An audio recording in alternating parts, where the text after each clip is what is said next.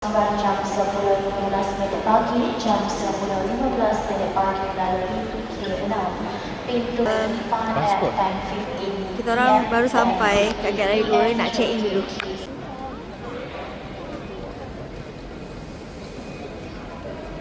Kita orang nak pergi Sapa tau. Korang nak backpacking. Tapi yelah, bila budak-budak ni macam mana nak backpacking?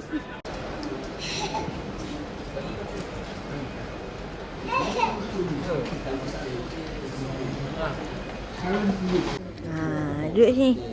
Sini.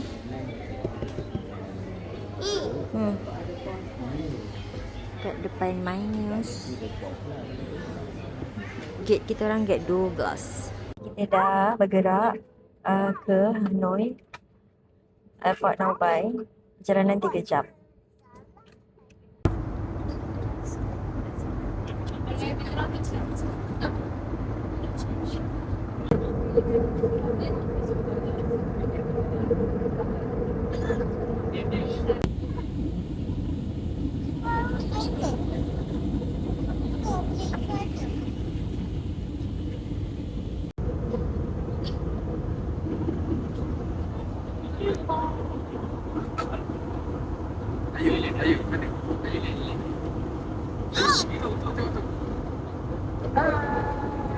So sekarang kita dalam perjalanan ke Now Bai International Airport.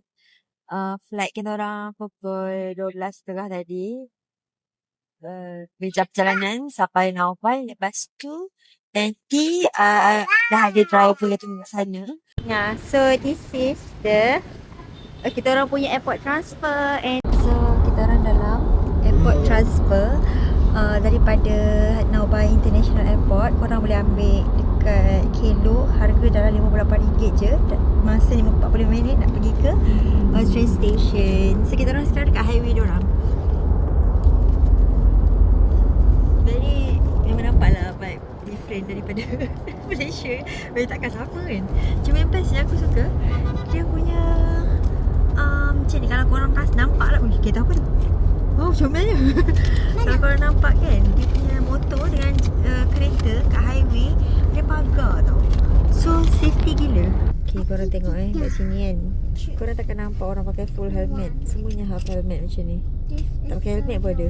Tak pakai helmet, jadi tutup pakai telefon. So, tak nampak muka. So, this is it. Dah sampai dekat train station, ticket office. Kita orang sekarang nak tinggalkan barang dekat dalam ni dulu. Locker.